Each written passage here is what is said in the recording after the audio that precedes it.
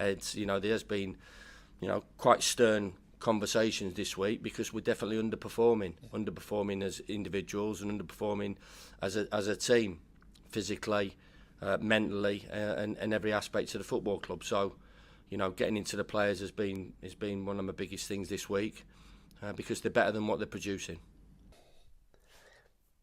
Welcome back to When Saturdays Come with me, Dry Bright. Well, it's Friday afternoon. Chris Wilder has just had his presser. I'm looking forward to the game at Oxford tomorrow.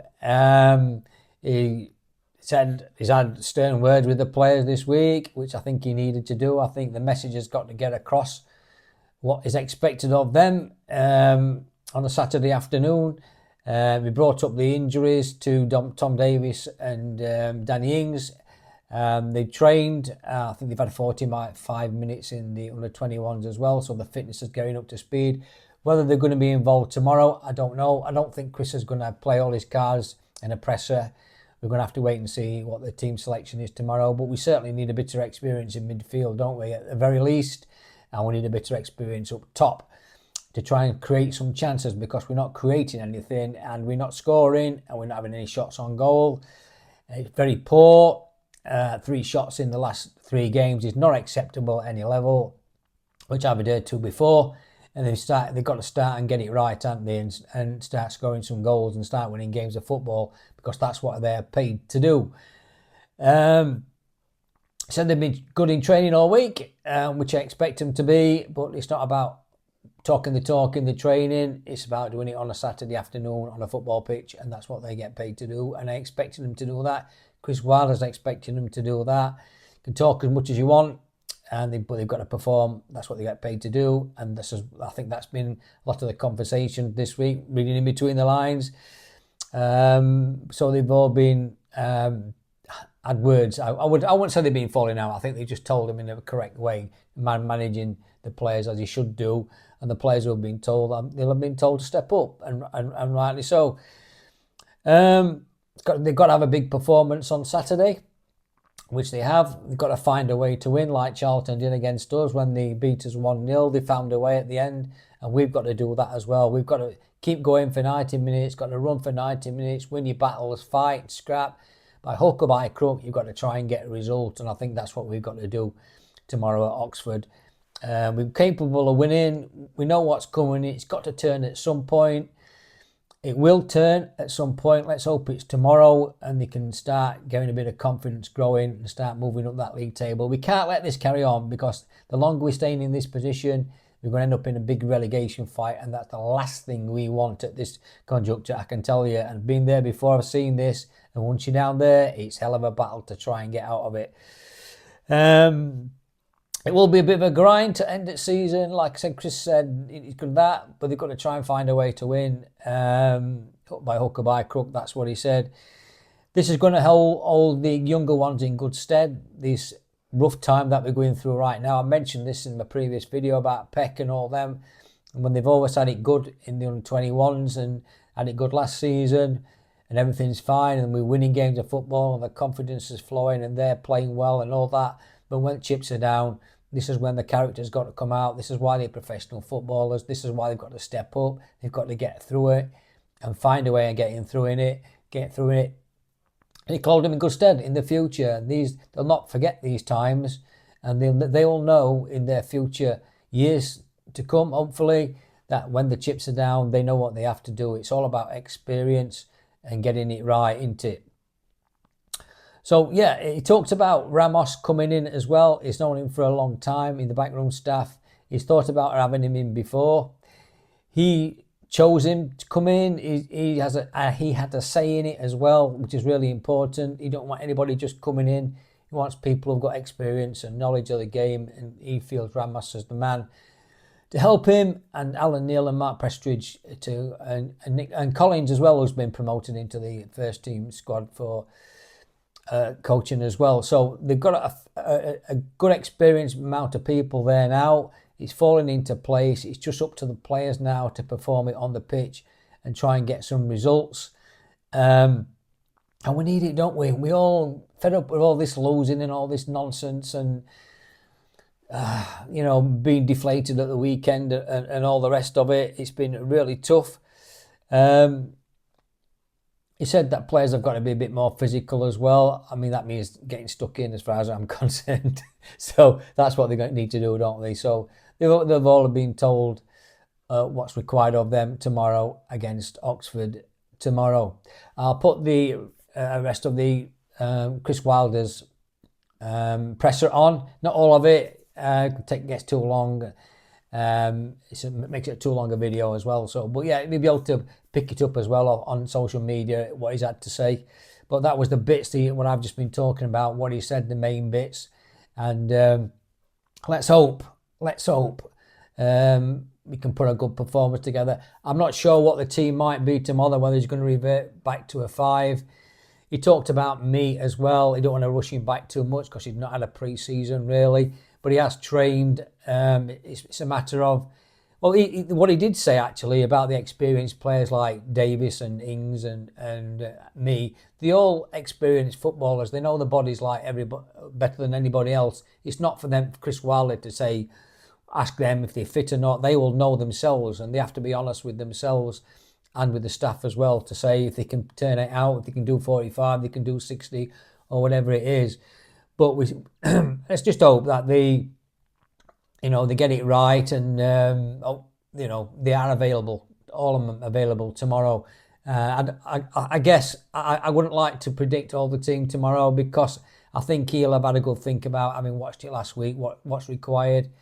I think Tanganga will still be captain as well. He had good things to say about him and his calmness under pressure. It's a good addition to the squad, Tanganga, isn't he? So let's hope tomorrow, we keep hoping, don't we? Let's hope we can get that result and get this season going tomorrow.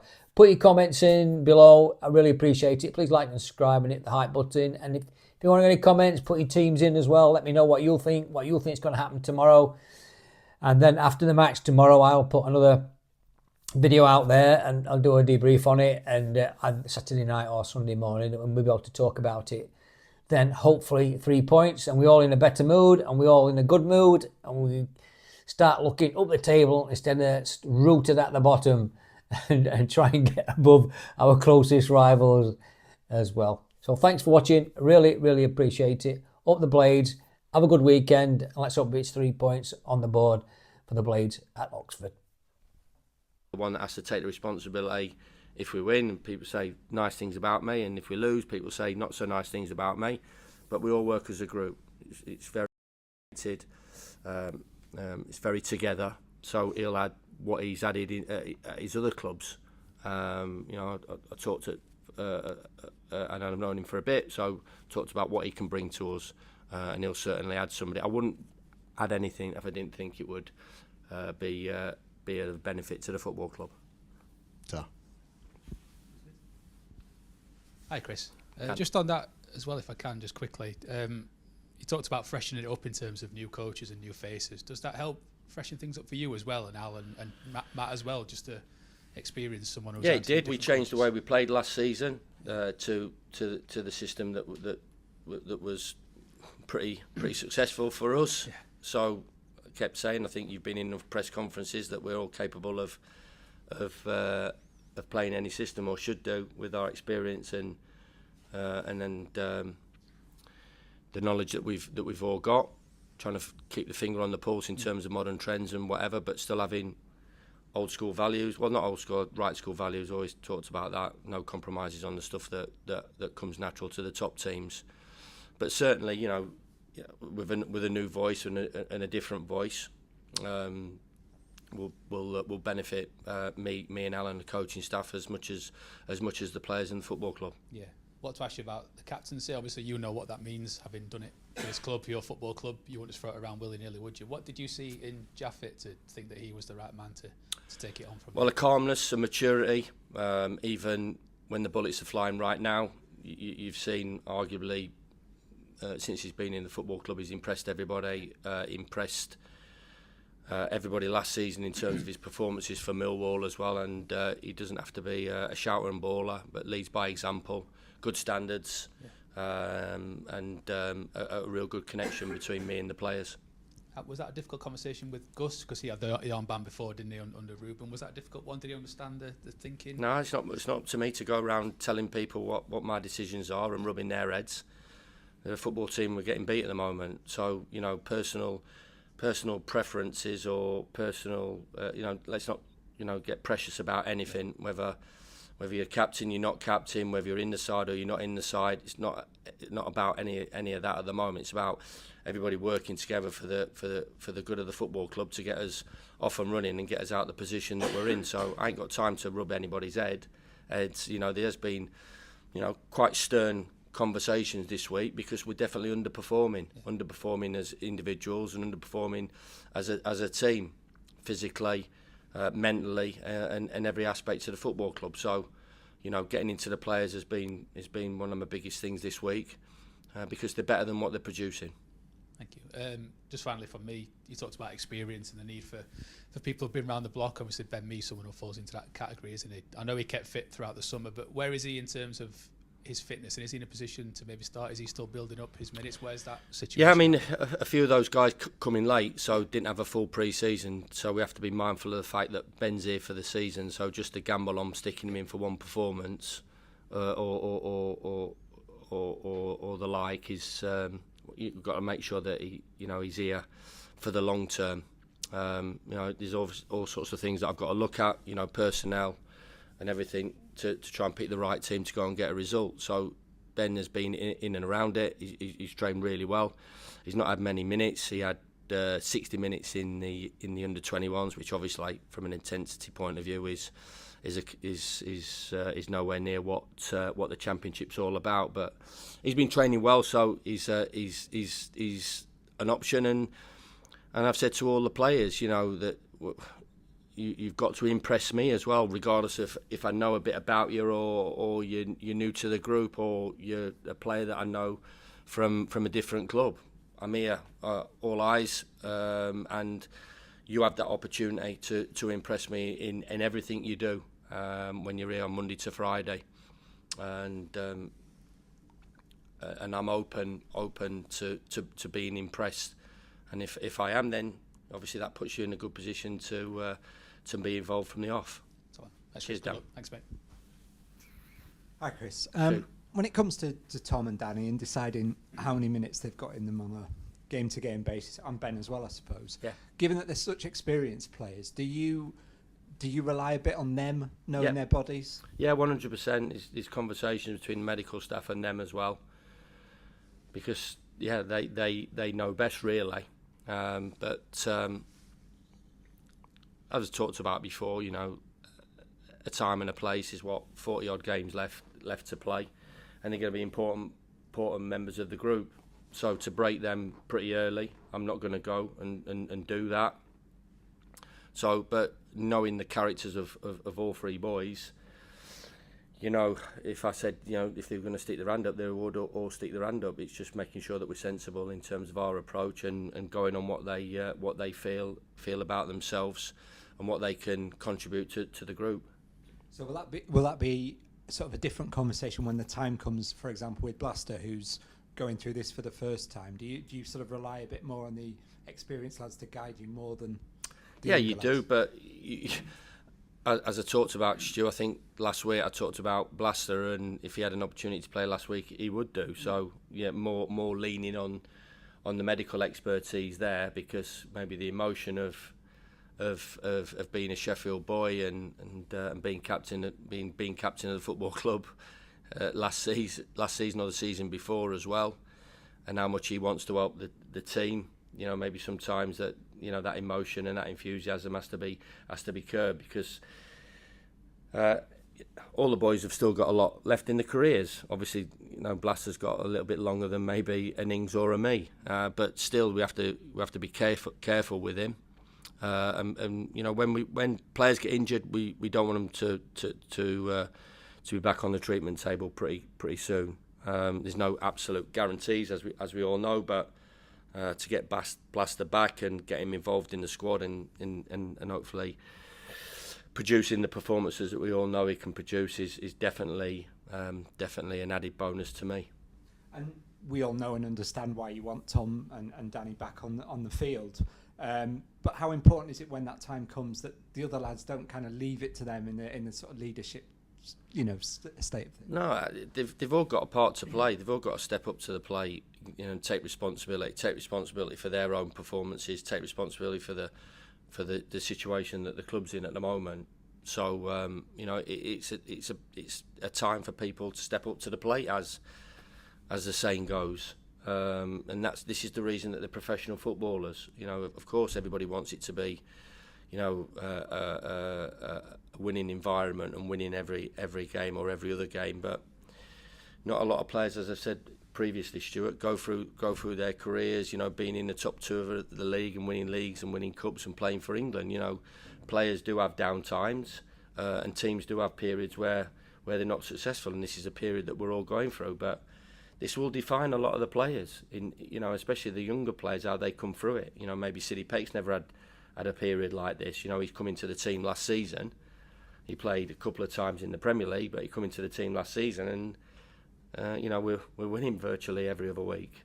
So now he has to show what he's about. The younger boys have to show what they're about. The majority of the boys would have gone through poor periods of their careers, but they're still alive and they're still really good players. So they've come through it. And a time to stand up and be counted. I said if one goes missing, that is the worst thing that could happen to a team, and certainly from a manager's point of view, when I see the signs of people not taking that responsibility on. They're paid to be professional footballers. They're paid to be professional and produce good standards during the week, but ultimately what they're in it for is when that whistle blows and the ball rolls at 3 o'clock, they have got to turn up and produce performances, and if they do, that gives us a good chance of getting a result, because it's still a talented group. And you talked about the sort of gear shift in terms of your approach to the guys this week, being sterner with them. Did you have to spend sort of week one just getting a feel for the players that you've not worked with before? What buttons you need to press with them? Yeah, but it's a tough industry, so people talk about arm round players and you can't do this or you can't do that.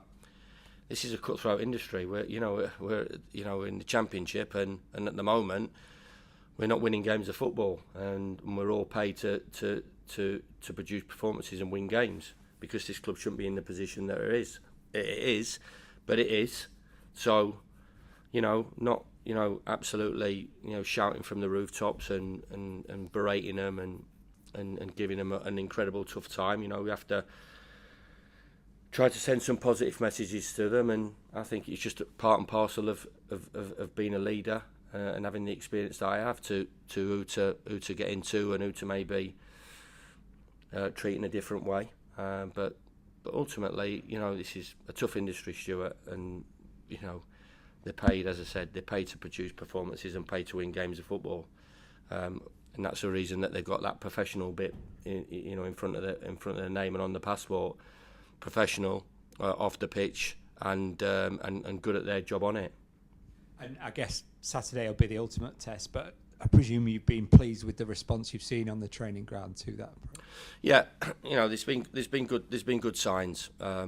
Maybe I was a little bit too ambitious and maybe a little bit too. I don't know what the word is. Thinking that we're all of a sudden we're just going to switch it from for losing 5 games on the spin, including a cup defeat or whatever that was, and a beating at Ipswich, to turn it on its head and produce this free-flowing, unbelievable performance. I was expecting a little bit better, which I said afterwards. I'll be honest with the punters as much as I was honest with the players, that we need to find that calmness about our play, but it might be a bit of a grind in the next sort of 2 or 3 weeks till we get to the international break, because we have to get a result on the board and we have to do it by hook or by crook. And there's certain ways of going about that, and I've got to find those answers to that question to get a result, which will give them hopefully a little bit more confidence and belief to build from and move forward.